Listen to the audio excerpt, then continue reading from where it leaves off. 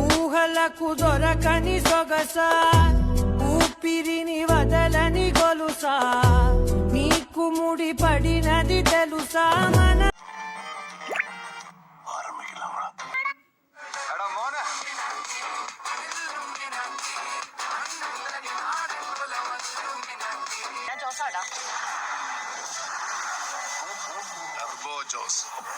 അവളോട് നിന്നെ ഞാൻ രക്ഷപ്പെടുത്തട്ടെ എന്ന് ചോദിച്ചപ്പോ അവൾ എന്റെ കണ്ണുകളിലേക്ക് നോക്കി ചിരിച്ചു.